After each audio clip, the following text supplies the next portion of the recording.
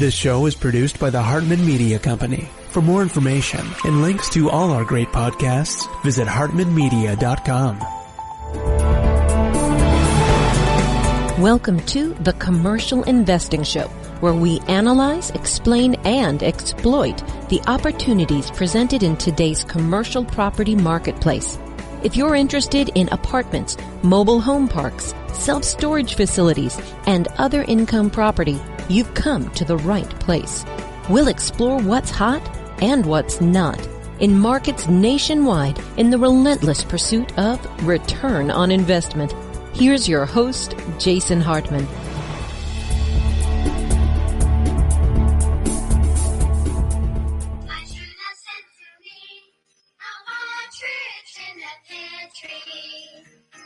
On the second day of Christmas, my true love sent to me.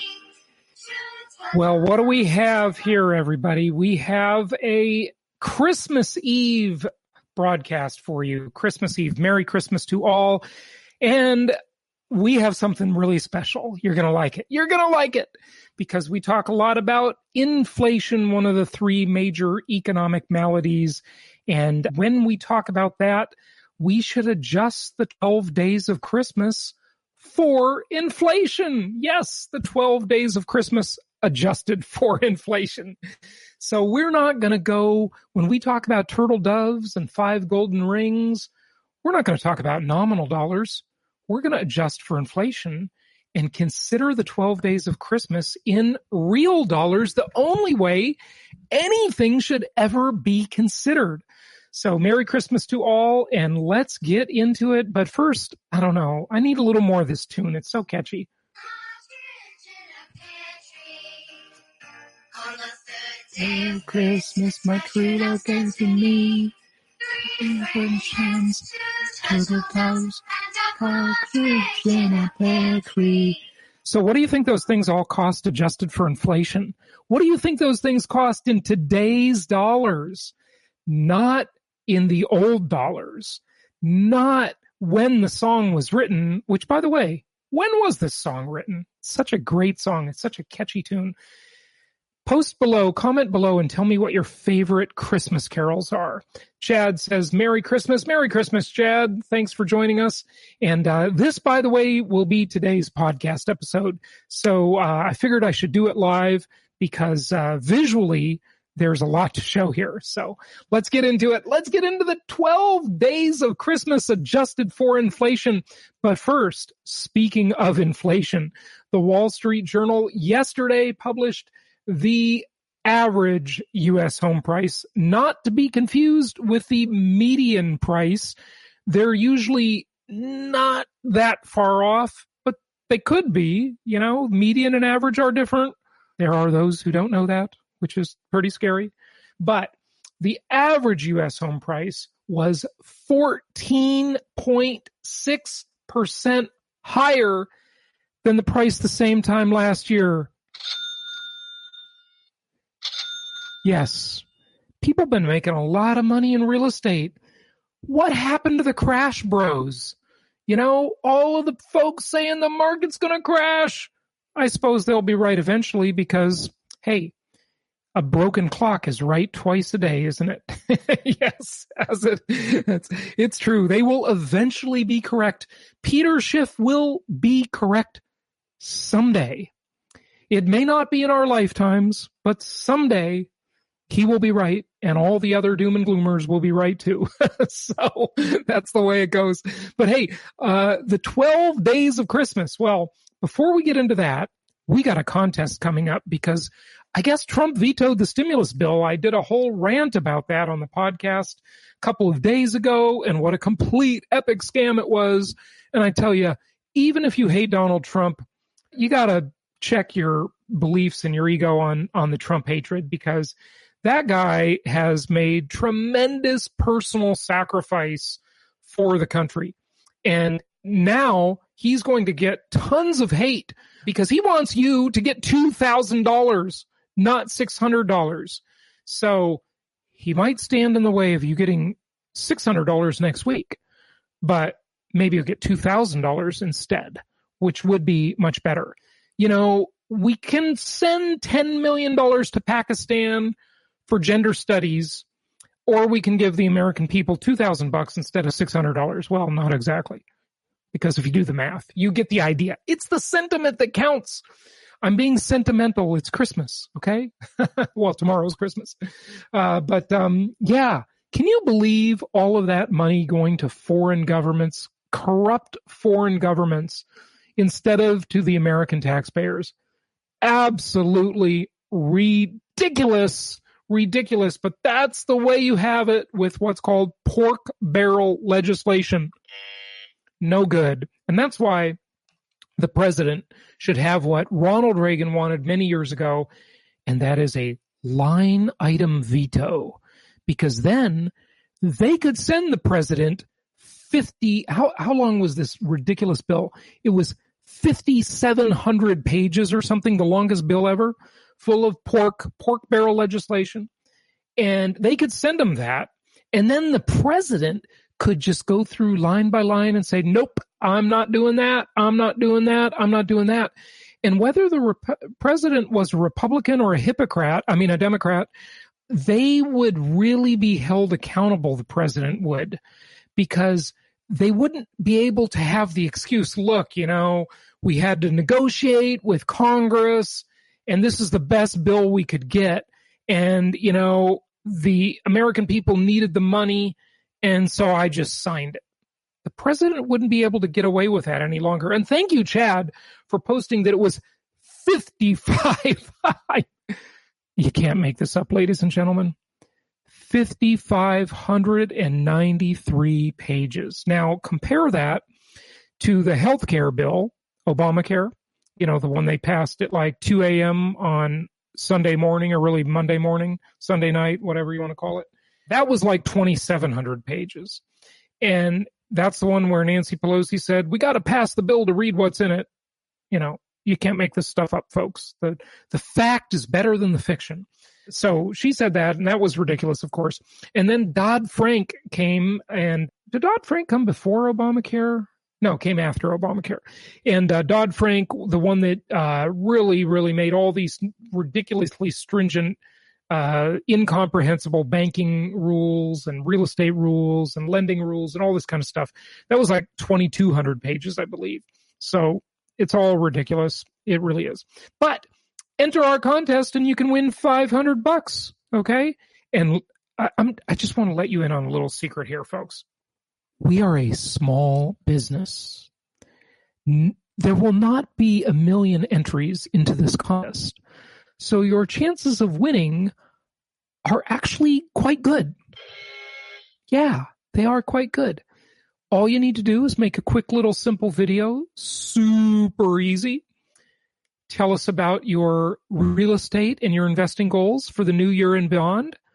And, you can throw in some other goals, health and fitness, professional goals, family goals, travel goals, leisure goals, new hobbies, new skills, whatever, all those goals, any goals you have, throw them into your video just for added flavor. Or if you don't think there's enough to talk about as far as real estate and investing and your financial growth, we help you create wealth here. That's what we've been doing for many, many years. And yeah, just go to jasonhartman.com/contest right now. Open another browser tab while you're watching me. Go to jasonhartman.com/contest and enter. And you could be one of the 2 lucky people that win $500. And again, I'm going to tell you, your odds are good. There will not be many entries. Okay. So, our reach is limited. We only have like 7 listeners to the whole podcast. There's hardly anybody listening. I'm just kidding. We have a lot more listeners than that. We have listeners in 189 countries. So win your $500. Just go there, jasonhartman.com/contest. And let's talk about inflation, because we're going to talk about the 12 days of Christmas adjusted for inflation. All right. So first, and if you followed my work for any length of time, you've heard me talk about some of these things. But every time I talk about it, there's a new distinction that you make.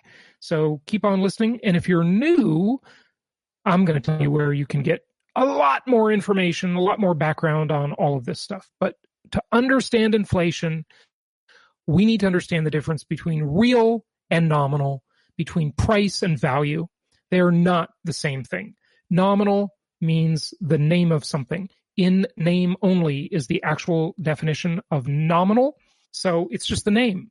A dollar bill is called a dollar bill. It was called a dollar bill 30 years ago, but the value of it is lower today than it was 30 years ago, right? So nominal and real, very different. Inflation is this insidious hidden tax that destroys our purchasing power of anything, including these things.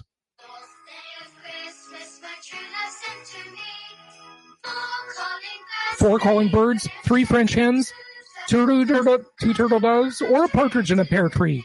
See, any of those things. Oh, this one, I like this one the best. This is the best one. 5 golden rings, 4 French hens, 2 turtle doves, and a partridge in a pear tree.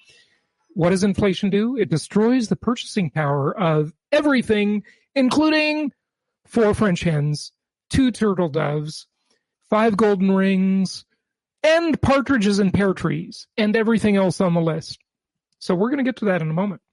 But thankfully, it destroys the value, well, not thankfully on the first things. It destroys the value of our savings, our stocks, our bonds, and our equity in real estate. But thankfully, it also destroys the value of our debt. And that makes us richer. So it's a good thing. It's a really good thing if you get it working for you instead of against you. It is the most powerful method of wealth redistribution ever. Not taxation, but inflation, much more powerful way to redistribute wealth. It redistributes wealth from lenders to borrowers because borrowers pay the loans back in cheaper dollars, and it redistributes value or wealth from old people to young people. It's an intergenerational wealth transfer mechanism. All right. So here is an example, because I'm going to fly through this so fast, your head will spin. Hey, wouldn't that be cool if I could do like an Exorcist movie? Oh, that was a scary movie. Shouldn't talk about scary stuff on Christmas Eve like that. But anyway, and Linda Blair spinning her head around. That was freaky. All right. And I don't want to see that movie again, by the way. I saw it years ago. Don't need to see it again. All right. So say, for example, you are a really smart real estate investor. You went to jasonhartman.com. You clicked on the properties page. You contacted one of our team members and you purchased 10 properties. And those properties cost a whopping $120,000 each, because we do have some cheaper properties like that. And you got $1 million in mortgages against those properties. And then say you waited 1 year or 2 years or 3 years or whatever. You enjoyed your positive cash flow from those properties. You enjoyed your tax benefits from those properties. You enjoyed being a landlord, and you know that this is creating wealth for you. But guess what else? Let's assume that those $1 million in mortgages were interest-only mortgages, meaning you paid zero principal. They were not amortized.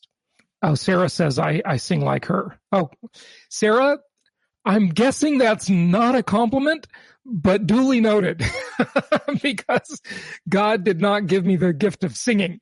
Unfortunately, because I actually really do like to sing, and I love music.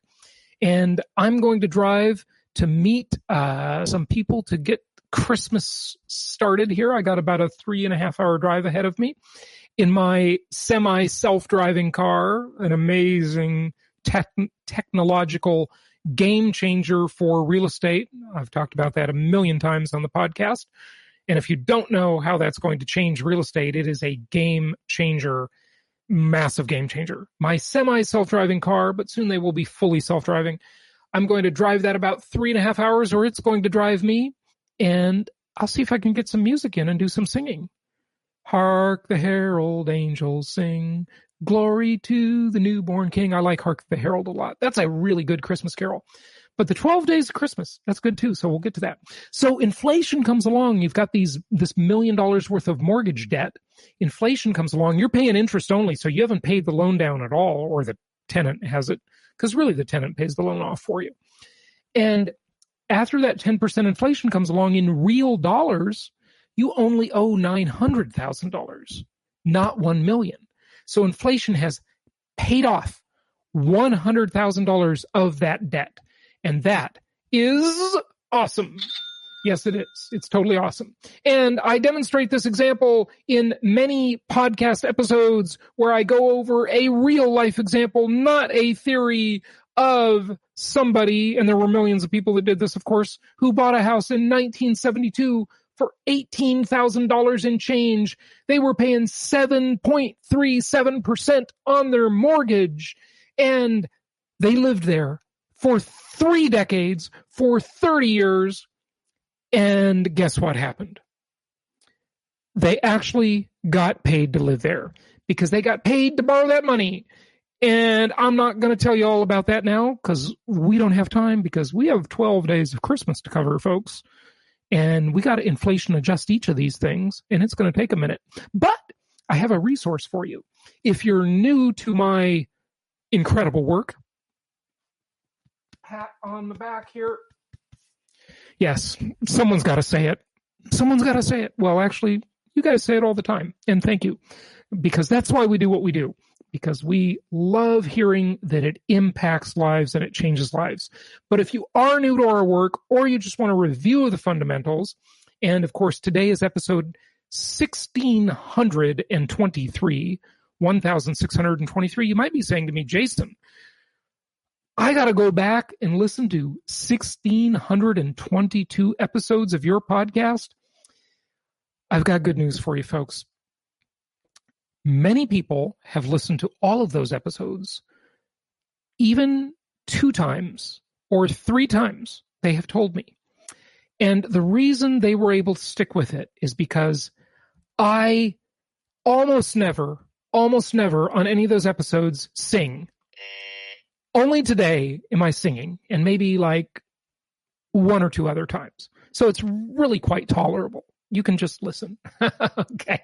So if you want a short version, you can go to jasonhartman.com/start, or on any podcast platform, just look for my Quick Start podcast, where we've handpicked some of the sort of fundamental episodes for you, some of the core content, not all of it. We can never pick all of it out of so much work. And you can get a little faster orientation to our work there. Of course, if you need us, you can reach out. 1-800-HARTMAN if you're in the USA. That's only a US phone number. And or jasonhartman.com around the world, or even at the International Space Station. It even works there. Astronauts, you listening? Okay. So for 37 years, PNC has been indexing the 12 days of Christmas. And I thought I'd share it with you because I love what they do. You might be a customer of PNC. You know, they're a big organization. A friend of mine works for PNC in New York City, right there in the Wall Street area. And anyway, they've been doing this study for almost 4 decades now. And they've been indexing the 12 days of Christmas for inflation. So you can go check out their website, PNC, of course. But I'm going to give you the abridged version with my sometimes brilliant, sometimes ridiculous, and sometimes hilarious commentary. Snarky always. For sure it's going to be snarky. Okay, so a partridge in a pear tree. Now, here's the funny thing, folks. The partridge in a pear tree and many of these other things, you're going to notice there's no inflation adjustment. Why is that? Well, because the partridge in the pear tree remains unchanged, okay, since 2019. So there's been no inflation in this particular commodity. But some of the things we will discuss as we go through the 12 days of Christmas, some of them you will discover can't be obtained. We live in a plandemic era, COVID-19 84. You can't even get some of this stuff anymore. So they don't know how to adjust it for inflation. So you're going to see that as we go through all 12 items. All right. So they say, PNC says, well, 2020 was anything but predictable. The partridge sheltered in place, right? A lot of us had to shelter in place, right? As the price for him and his pear tree remains unchanged. Zero inflation. Let's go to the next one. Okay, how about 2 turtle doves? Well, they got a lot more expensive. The 2 turtle doves are way up. You're going to pay 50% more. 50% more, okay? That is just from last year. So turtle doves, expensive. Now, one of the takeaways here is not just about investing, but it's also, it is Christmas Eve, and you might be thinking, wow, I'm in big trouble because I didn't buy a gift for my true love. So, maybe you don't buy 12 things, but if you want to be a smart gift buyer, you want to buy the things that haven't had any inflation, right? Like a partridge in a pear tree, because it's the same as last year. And maybe last year you had a different true love, right? You might have changed your true love year over year, just like inflation changes year over year. And here you've seen no inflation. I don't know. That wouldn't be very thoughtful to buy your true love the same gift you bought your other true love, right? That's probably not going to go over well, especially if one of them finds out. Yeah, you're going to be in trouble for that one. Okay, so the turtle doves are up 50%. Turtle doves are getting expensive. How about 3 French hens? Well, they're up a little bit, but not as bad as the turtle doves. Okay, the 3 French hens are up more than the price of housing. Okay, because we just went over that. And how much was that up? Well, that was up. Let's go back. There it is. 14.6%. Well, 3 French hens are going to cost you more than that, aren't they? Yes, they are. Let's go back to the French hens. Oh, there we go. 15.7% increase in price for the 3 French hens. Okay, how about 4 calling birds? 0% increase. You can still get those 4 calling birds for the same price as last year. Now, remember, this index does not show you, well, at the end, I'm going to show you a chart that will show you this, but each of these is just year over year, right? It's not going back 37 years to when they started the index for the 12 days of Christmas. But this is just year over year, okay? All right, how about 5 golden rings? Way up, 14.5%. Now, you might be saying, well, Jason, what about gold as an investment? If you follow my work, you've heard me talk about gold, and Sarah's saying talk about silver. Precious metals, overrated, highly overrated. I've told the story many times before, but I'll just sum it up to say this. Look, if you could rent out your gold and it would produce income, if you could mortgage it for 3 decades at artificially low interest rates, if you could get great favorable tax treatment, then I would be a gold bug. But you can't do any of that stuff. That's why income property is the most historically proven asset class in the entire world, because it is a multi-dimensional asset class. Gold, silver, platinum, palladium, Bitcoin, Ethereum, any other cryptocurrency, any of this precious metals, one-dimensional strategy, one-dimensional.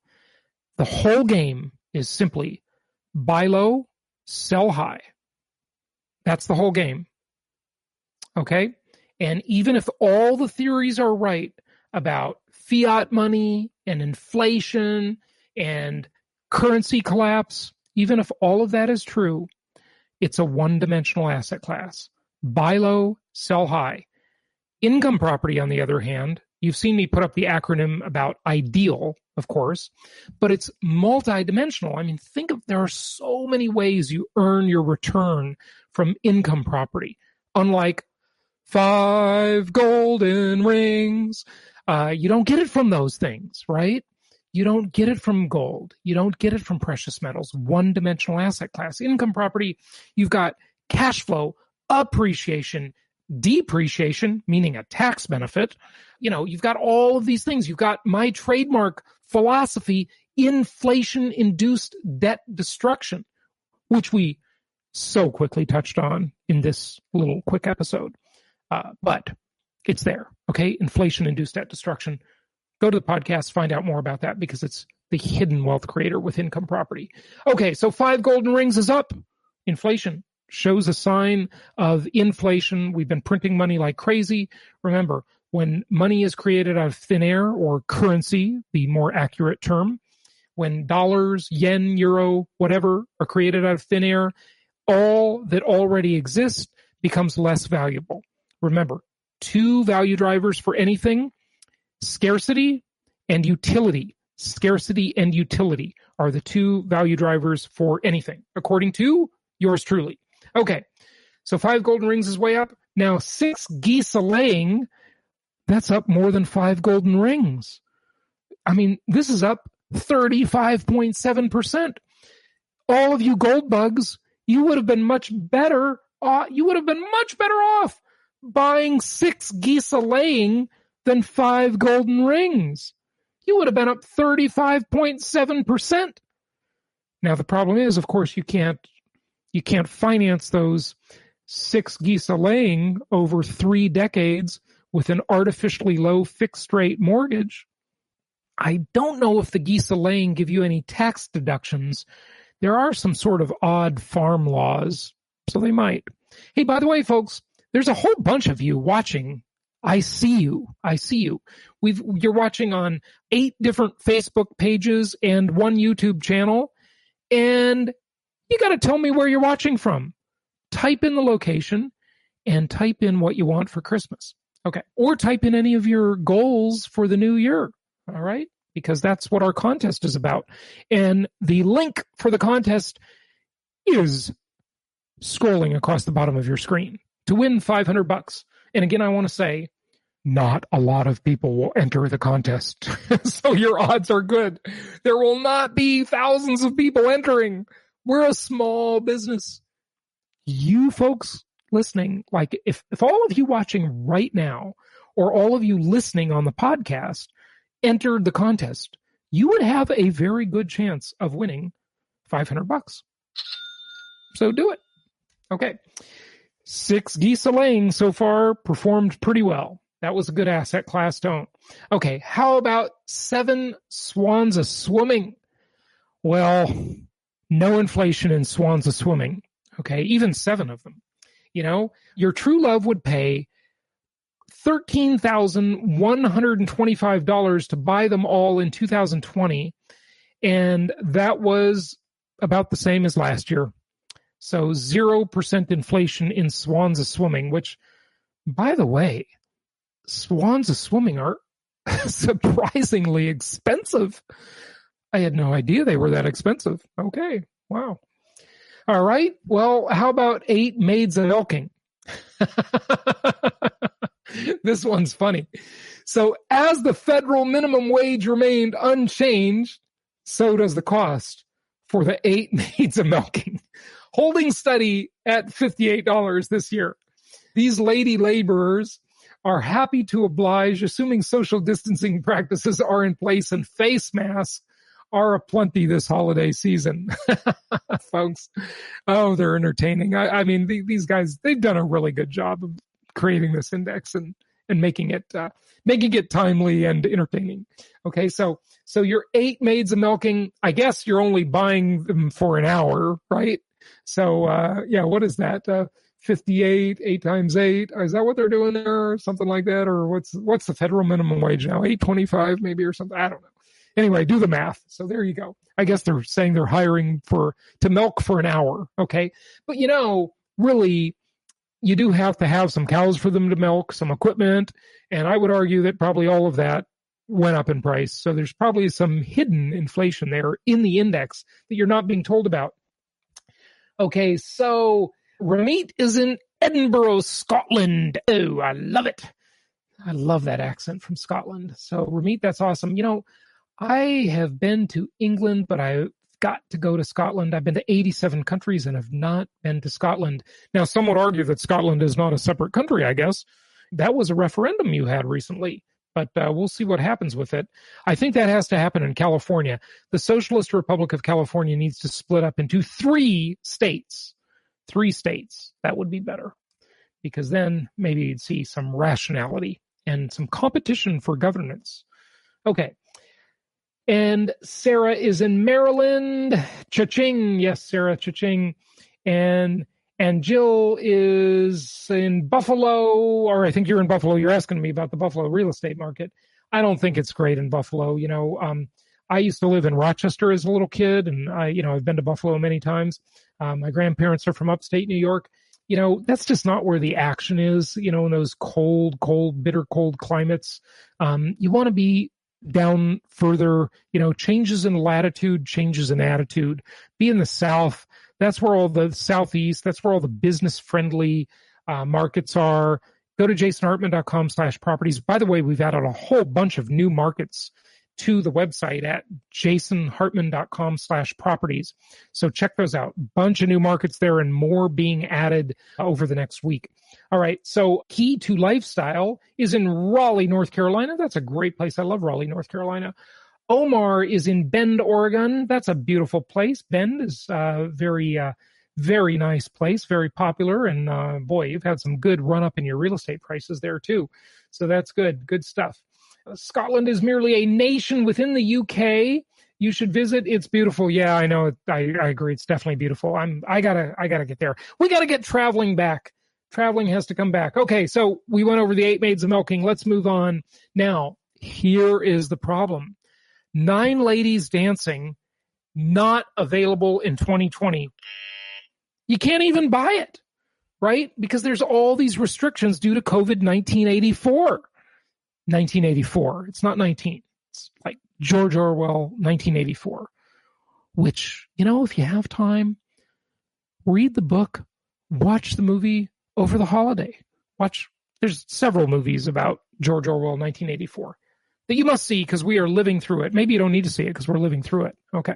All right. So as COVID-19 has caused the curtain to drop on most live performances, the 9 Ladies Dancing will not have to dash through the snow to entertain in person. Advocates for the arts are not out of options for the performance lover on their guest list, as virtual performances provide a pandemic-proof alternative for audiences.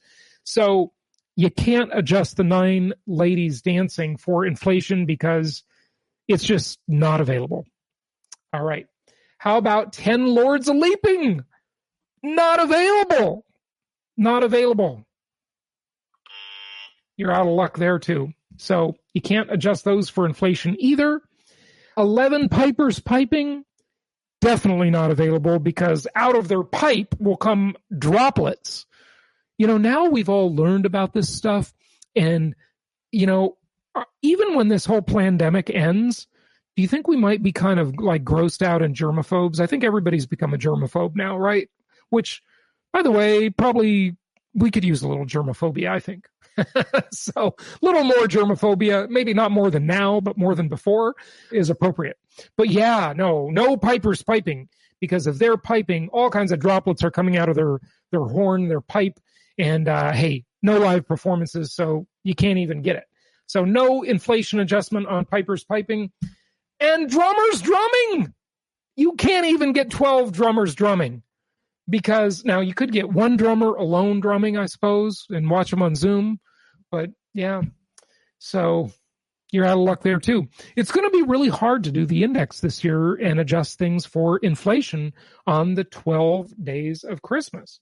Okay, so here is the true cost of Christmas in a song. But remember, a lot of this stuff you're not going to be spending any money on because you just can't buy it at any price. It's actually down 38%. $105,561.80 is the total cost of the gifts for your true love when you count each repetition of the song. Now, see, that's interesting, by the way. That's like government math. It's got a multiplier effect. Okay, it's like, now, the thing I want to say is it's more like fractional reserve banking or fractional reserve lending, because it has that multiplier effect, right? So every time they lend out $100,000, there's a multiplier, because remember something, and this is very hard to comprehend. It took me really years to kind of get this. Now, you understand there's a difference between like sort of getting it intellectually and getting it like viscerally, right? I guess that's not visceral. It's a little lower is visceral, right? Getting it in your gut, right? Where you really kind of like have a deeper understanding of it. So money is lent into existence. That's the way our system works. Money is lent into existence. For more on that, listen to the Creating Wealth podcast, wherever you get your podcast, and we talk about that extensively, and you'll really learn some new stuff. So anyway, that's the deal on the index, but this is what I really want to show you. I want to show you the chart, okay? And again, this is from PNC. This is the Christmas index through the years. Sorry, this is a little bit blurry, but it starts at 1984. We've been talking about George Orwell in 1984, okay? And it goes, here we got some inflation. The index started, it was about $20,000 to buy everything in the index. And remember, that's including all the repetitions of saying it over and over, right? Because in the song, they repeat all of them before each time they do a new one. Okay, so then you saw we had definitely some inflation here, and it was about $25,000. And then it came down, and then I just want to make sure I've got the years right there. That's why I was looking at the screen. See, my screen I'm looking at is over there. You could probably tell. Is that the right way? No, it's that way. Oh, see, I don't know. It's not the same for you as it is for me. It's too complicated for my dyslexia. Okay, so here we see it go down, and things got cheaper, and then inflation hit again, and then there was another little dip, but then we went on this rampant inflation craze. Remember, here is the sort of the end of the Alan Greenspan era. We go into the Bernanke era. These are who was the chairperson of the Federal Reserve. We have the Janet Yellen era. And then, of course, we have our rich uncle Jerome Powell, right? And we've seen massive money creation during this time that we've seen all this inflation. No surprise there. The more money they create out of thin air, the more inflation we're going to have. But now we have actually seen a lot of inflation, but we saw a decline in the index. Why is that? Well, it's because some things just can't be purchased. So they're not counted because you can't buy them at all. Reviewing what you can't buy. You're not going to buy 12 drummers drumming. They're not available. Or 11 pipers piping. Or 10 lords a leaping. Or 9 ladies dancing. But you can get your 8 maids a milking. And I think there was one other thing you couldn't even buy anymore, right? So there you go. Okay, so that is the whole 12 days of Christmas for you. We just wanted to share that because I thought it was really interesting. And let me see, there's a question here. Okay, Pamela, I'm thinking of selling my primary home in Vallejo, California, near Oakland, and buy properties around the country. Is that a good idea? Well, as long as you buy the right properties around the country and you get this fantastic 3-decade-long fixed-rate debt, Pamela, I think that is an excellent decision. And I don't know what the price of your home in Vallejo is, but it's in California, so I'm sure it's kind of expensive, as everything in California is expensive, and Oakland is certainly expensive. So you could rent, if you have to stay in the Socialist Republic of California, you could rent a house for a much better rate than you can own a house there. Because remember, the higher the price of the home, no matter where it's located, the more favorable the RV ratio or the rent to value ratio is for the tenant. Okay. So that's why you want to do what I call double arbitrage. Okay. You want to basically rent an expensive home for yourself. Now, the question is compared to what? What does expensive mean?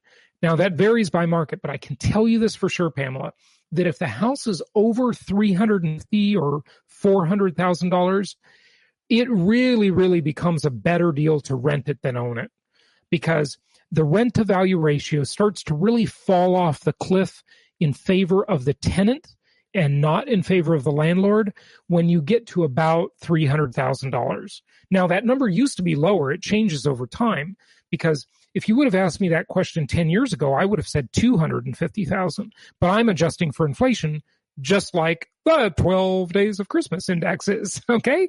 So yeah, keep that in mind. But generally speaking, you're going to be much better off having a lot of inexpensive rental properties that other people rent from you at a favorable RV ratio or rent to value ratio for you, Pamela, and an unfavorable RV ratio for the tenant.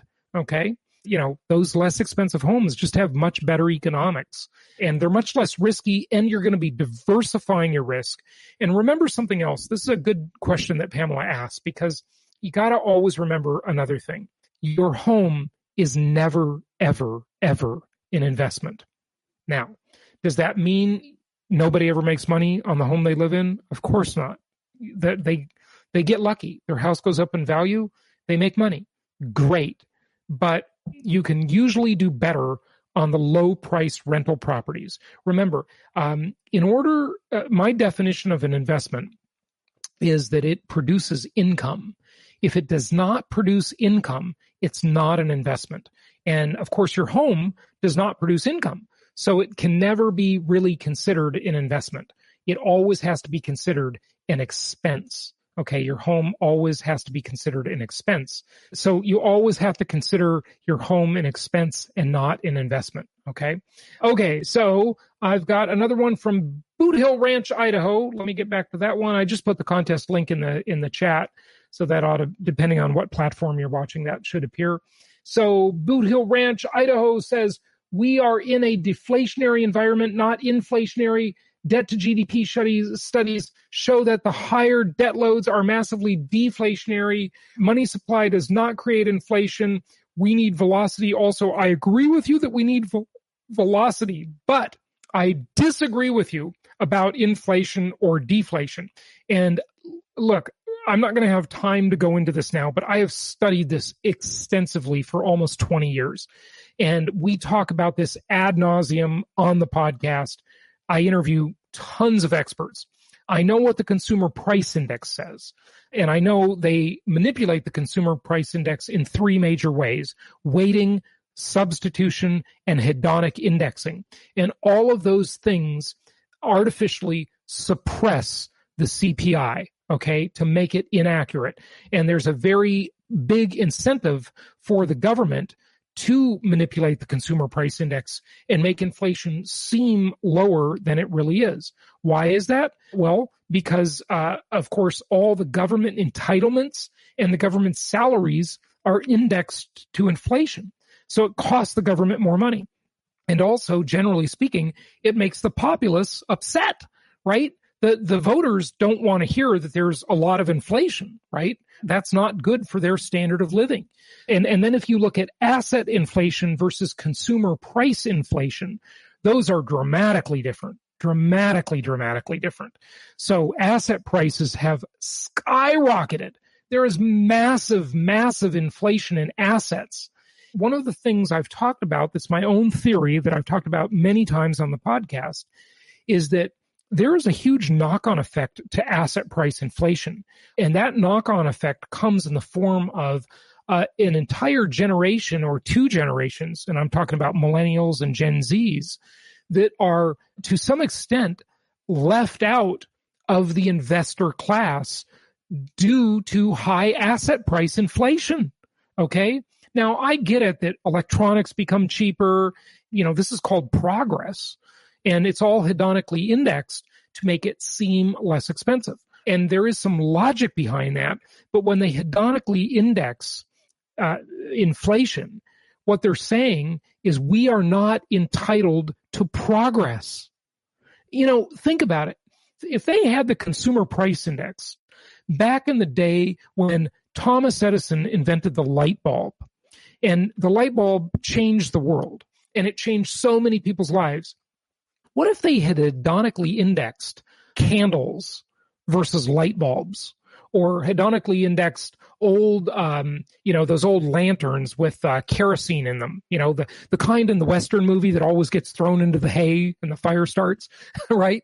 If they had hedonically indexed candles or kerosene lanterns versus the light bulbs would be free. In fact, you would be getting paid to take a light bulb, right? But that's just not reality. So, I understand that inflation is moderate if you're not talking about certain things like food and asset prices, and energy is artificially cheap right now, there's a lot more inflation in the system. And, we can agree to disagree on this, of course, like you said in your comment. So thank you for that. And that's fine. This stuff is very nuanced and it's very complex, as we both know. If you'd like to come on the podcast and you're knowledgeable about this stuff, it seems like you are from your great comments. I'd love to talk to you about it because these are just fun topics to talk about. It's like my hobby. I love this stuff. I love it. Let's see what else here as we wrap up. We're going to wrap this up. RR says, what if the home is the duplex and the tenants are paying your mortgage and utilities? Well, yeah, but the question is, RR, is what is the opportunity cost on the half of the duplex you live in and you're not receiving income from? So you have to consider that an opportunity cost. So there's always an expense. It will always cost money to live somewhere. And, you've got to just get that home you want at the lowest possible cost. And it might be half the duplex. I don't like the idea of living next door to my tenant. That's for sure. I definitely don't like that idea. But, if you're okay with that, then, just understand the rent you're not getting is your cost of that home. Okay. Jerry says, Merry Christmas, Jason and team, or et al. Are you a lawyer? That's the way lawyers write. Always enjoy your podcast and YouTube and your live cast. Hey, thanks, Jerry. Appreciate it. And Merry Christmas to you too. And Jill says, what do you think? Does technology going to change the market in the coming future, the housing market? Well, every technology influences the housing market. I mean, just, the means of builders and developers and property managers managing their supply chain and realtors managing their supply chain and better data and software. It was said that famous quote, software is eating the world, right? And it's true. It is. And it's amazing. No question. So, yes, there are impacts everywhere, but the one impact they really haven't been able to disrupt is construction. It keeps getting more and more expensive. And, for all this talk about 3D printed homes and all these new technologies, I have yet to see any of them actually come to market. I've been hearing about them for 15 plus years, and still we're seeing much higher construction costs and very little technological innovation in home construction. On one of my podcast interviews, I remember the guest that I was interviewing, he said, the biggest disruptive technology in home building is, you ready for this? You ready for this? I'm going to get a sound effect for you. Here it is, the big disruptive technology in home building, the nail gun. Wow. So you don't have to use a hammer, you got a nail gun, right? Oh, wow. Big technological disruption, right, folks? Not so much. Okay, with that, I will leave you with the 12 Days of Christmas song on the way out. And just want to wish all of you, if you don't celebrate Christmas, happy holidays, whatever you celebrate. But since it is Christmas Eve, this is appropriate. And there is the index of the 12 Days of Christmas. Hope you enjoyed it and wishing you all the best and happy investing.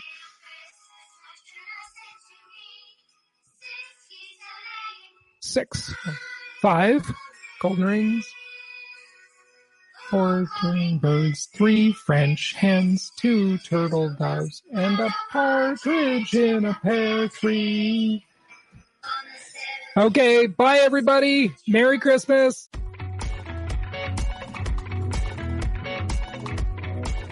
Thank you so much for listening. Please be sure to subscribe so that you don't miss any episodes. Be sure to check out the show's specific website and our general website, hartmanmedia.com, for appropriate disclaimers and terms of service.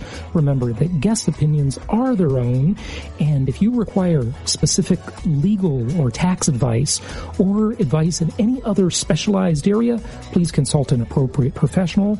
And we also very much appreciate you reviewing the show. Please go to iTunes or Stitcher Radio or whatever platform you're using and write a review for the show. We would very much appreciate that. And be sure to make it official and subscribe so you do not miss any episodes.